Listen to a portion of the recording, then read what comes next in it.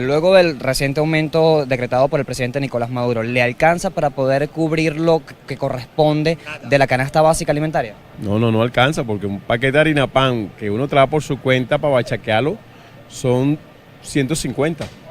¿Cuánto es el sueldo mínimo? Nada. Aparte de eso, bueno, hay que esperar que el aumento aquí es a diario de todos los productos, es a diario, no es que, mira, en julio va a aumentar tanto, no, aquí es de un día para otro y el aumento ya es de las 6 de la mañana a las 12 del mediodía vuelven a aumentar los productos. No, imposible, eso es imposible, con ese aumento de sueldo, más bien vamos cada día más para abajo. En realidad no los compramos, pues somos dos, somos mi esposo y yo, y la verdad no compramos todos los productos que... Si compramos verdura no compramos carne, si compramos arroz no compramos detergente, así funciona esto. El sueldo no alcanza, la verdad. Eso es algo que no tiene, no sirve para nada, simplemente, esa es la palabra. No alcanza para sobrevivir. Que el aumento que dio no alcanza para nada. Y segundo, que hay que sobrevivir con lo poco que uno puede agarrar por ahí. Y aparte que yo trabajo en una panadería, me llevo un pan para la casa, para dárselo a mis nietos, a mis hijos. Y realmente no alcanza. Cada vez que hay un aumento, definitivamente la cesta básica se eleva a un 200%. ¿Cuántos alimentos puede comprar con un sueldo mínimo? Mira, bueno, ponte a ver, no sé, el kilo de queso está 500, que se compre medio cartón de huevo y una harina pan y bueno, no sé, irán a hacer masacote con esa cosa, porque en realidad para mí no alcanza, de verdad no alcanza. Bueno, el arroz y si acaso un pollo, ¿no? O una pieza de pollo, ¿no? Pero más nada, ¿no? Prácticamente no, azúcar ni se diga, ¿no? Yo no. Nosotros, por ejemplo, en la casa estamos haciendo un pírrico mercado de aproximadamente de 4 o 5 productos semanales, cuando nosotros regularmente hacíamos una compra antes de esta tragedia, te estoy hablando en el año 2010, 2011, oye, mira, alrededor de 45 productos y nos rendía todo el mes. Ahora estamos sobreviviendo con 4 o 5 productos. Poco, muy poco, que sea el arroz o algo de carne, hasta allí no alcanza para mucho. Queridos amigos, gracias como siempre por conectarse con nosotros a través de BPI TV.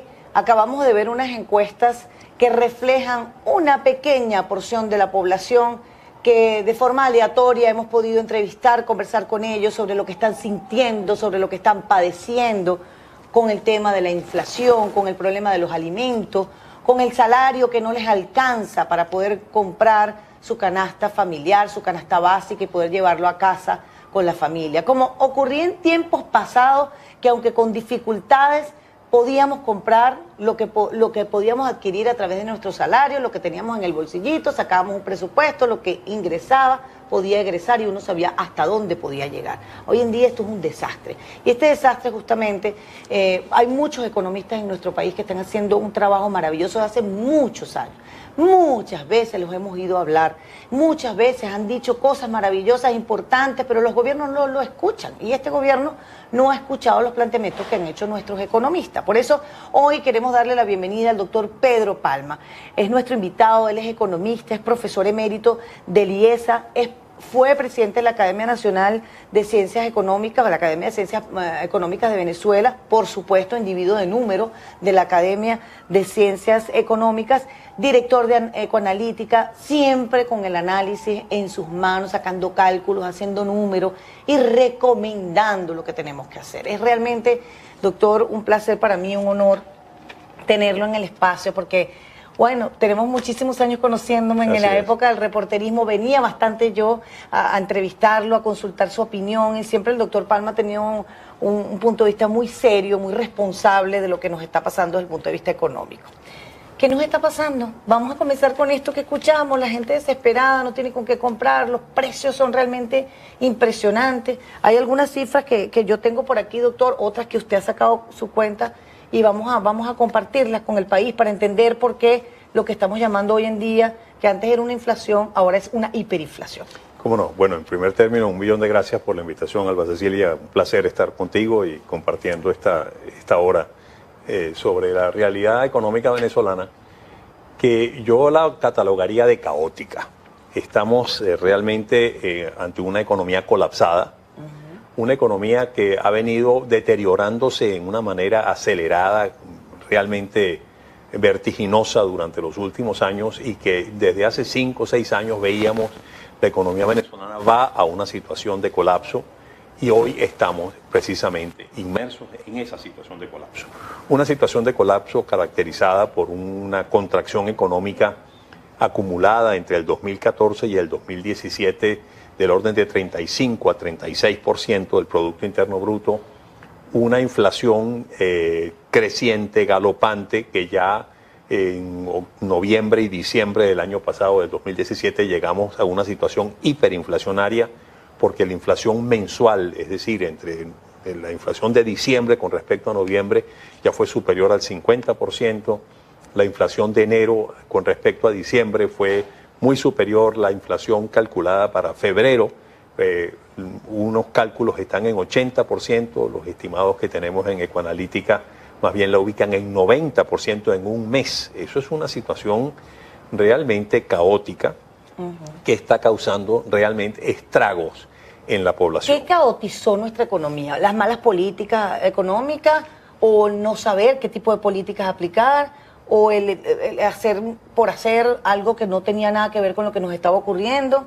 No, yo Quiere creo decir, que la inexperiencia, pues. No, yo creo que definitivamente el factor esencial, principal de esta situación caótica que estamos viviendo han sido las malas políticas públicas que se han venido aplicando durante los últimos lustros, no solamente durante los últimos 4 o 5 años, sino yo diría durante los 3 últimos lustros, en lo que va del siglo XXI.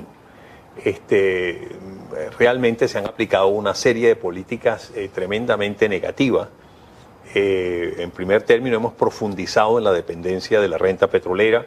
En segundo término, el gobierno, a través de sus políticas de controles, de ataques a la actividad económica privada, ha prácticamente destruido el aparato productivo privado, y eso ha limitado enormemente la capacidad de producción del país, porque muchas empresas que fueron expropiadas o en muchos casos expoliadas, es decir, prácticamente robadas a sus legítimos dueños privados, a quienes no se les compensó por la expropiación de sus activos y de sus empresas. Esas empresas, al pasar a ser administradas por el sector público, lo que hemos visto a lo largo del tiempo es que la administración pública ha sido desastrosa en esas empresas, y ahora las que producen una fracción de lo que producían en manos privadas, o simplemente están paralizadas. Un ejemplo dramático de eso es, por ejemplo, lo que pasó con Sidor. Sidor es la empresa siderúrgica más importante del país, una empresa que era pública. Esa empresa se privatizó a fines de los años 90 y estaba administrada, comenzó a incrementar su producción, y en el año 2008 fue nuevamente nacionalizada, fue expropiada y nacionalizada. El gobierno en esa oportunidad pagó $1.900 millones, y pagó $1.900 millones por esa empresa porque era una empresa manejada por argentinos, y el gobierno argentino presionó para que el gobierno indemnizara a sus dueños, y por lo tanto estos dueños recibieron esos $1.900 millones. Pero, ¿qué ha pasado con esa empresa? Bueno, esa empresa en el año 2007, que fue el último año en que fue administrada por la empresa privada, estaba produciendo 4.200.000, 4.300.000 toneladas de acero líquido. Bueno, hoy está produciendo por debajo de 1.000 millones de toneladas. Es decir, está produciendo una fracción, y en muchos casos ha sido paralizada. Hay líneas que están paralizadas. Simplemente, entonces uno dice, bueno, pero se pagaron $1.900 millones para nacionalizar una empresa que estaba siendo muy productiva, que estaba produciendo a muy buen ritmo, para destruirla. ¿Qué sentido tiene eso? Y ese ejemplo lo podemos reproducir y hablar de múltiples otros ejemplos que ha sido esa situación. ¿Eso en qué se ha traducido? Se ha traducido en una pérdida de capacidad de producción interna tremenda, y en un incremento notable en la dependencia de las importaciones. Si no producimos internamente, tenemos que depender de las importaciones. Pero es que ya ni siquiera de las importaciones. Para las importaciones hay que disponer de dólares. Y resulta que esos dólares son generados por la exportación petrolera, de la que dependemos más que nunca. Esa exportación petrolera también ha mermado enormemente, el ingreso por exportaciones petroleras ha mermado enormemente por 2 factores. Uno, porque los precios del petróleo colapsaron en la segunda mitad del año 2014 y se han mantenido en niveles muy inferiores desde entonces en comparación a los niveles del año 2012, 2013, primera mitad del 2014, que estaban en torno a $100 el barril. Hoy estamos, después de una recuperación, en torno a $58 el barril. Pero el segundo factor es porque también PDVSA está produciendo muchísimo menos de lo que producía previamente. ¿Por qué? Bueno, simplemente porque a PDVSA se le sometió a un saqueo de recursos tremendo, que tenía que transferir al FONDEN, al Fondo de Desarrollo Nacional, que era administrado por el presidente de la República a su libre albedrío, y esa empresa pues simplemente se le sustrajeron una enorme cantidad de recursos que tuvo que abandonar inversiones requeridas para mantener los niveles de producción, los niveles exploratorios y de producción petrolera, y hoy estamos viendo el desastre a que fue sometida esa empresa, una empresa saqueada también por la corrupción, y hoy estamos produciendo 1.500.000 barriles cuando a fines de los años 90 estábamos produciendo por encima de 3 millones de barriles. Excelente explicación de lo que ha significado pues el deterioro de nuestra economía. Volviendo a la hiperinflación, doctor, lo más triste es que usted tiene cifras porque se conocen cifras. Hoy en día se tiene que saber cuánto petróleo estamos vendiendo y cuánto estamos dejando de vender. Pero el gobierno de hace muchísimos años no da cifras. Y hoy la Asamblea Nacional es la que se ocupó de dar unas cifras como por ejemplo esta. El mes de febrero la inflación mensual fue de 80%. La inflación acumulada respecto a diciembre del 2017, 231,6%. Y una inflación de febrero a febrero de 6.147%. Pero si usted escucha la explicación que nos va a hacer el doctor Pedro Palma, se aterra más y dice, Dios mío, ¿a dónde vamos a ir a parar con este tema inflacionario o hiperinflacionario? Bueno, mira, de hecho, si no se ataca, si no se afronta el problema hiperinflacionario, y se toman las medidas que ya son archiconocidas y archiprobadas en muchos otros países de la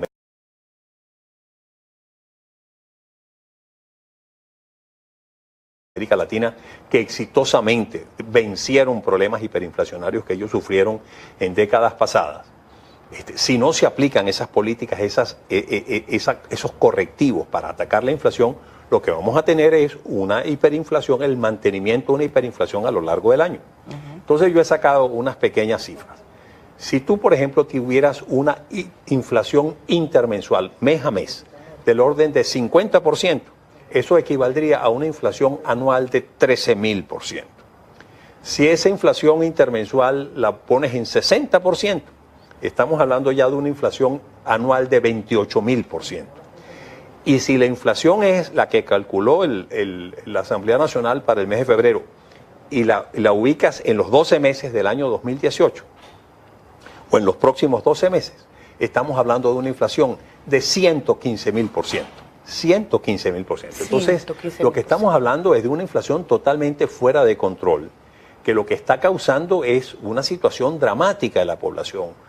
Una situación dramática porque ni remotamente los ingresos nominales de la población aumentan al ritmo en que aumenta la inflación. Nosotros los economistas usamos un símil muy claro para que todo el mundo lo entienda. Cuando tú tienes un proceso inflacionario de esta dimensión, un proceso hiperinflacionario como el que estamos sufriendo en Venezuela, mira, los precios suben por el ascensor, un ascensor que cada vez sube más rápido, y los ingresos, los salarios suben por la escalera.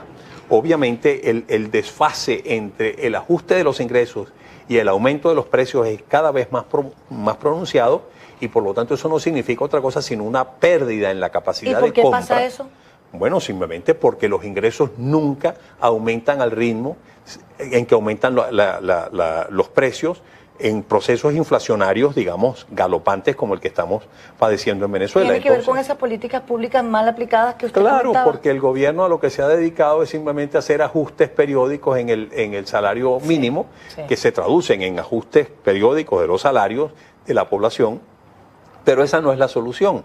Primero, porque esos incrementos de ingresos ni remotamente compensan el aumento de los precios, por un lado, y en segundo término, porque ese incremento de los salarios compulsivos lleva sobre todo a pequeñas y medianas empresas, que son las que generan más empleo en una economía, en muchos casos la llevan a la quiebra, simplemente porque como están sometidas a unos controles de precios muy estrictos y ellos no están en la capacidad de incrementar sus precios al mismo ritmo en que incrementan sus costos, costos que se ven incrementados por esos aumentos compulsivos de salarios, pues simplemente cierran sus empresas, cierran sus puertas, cierran sus actividades y echan a la calle a los trabajadores que tenían.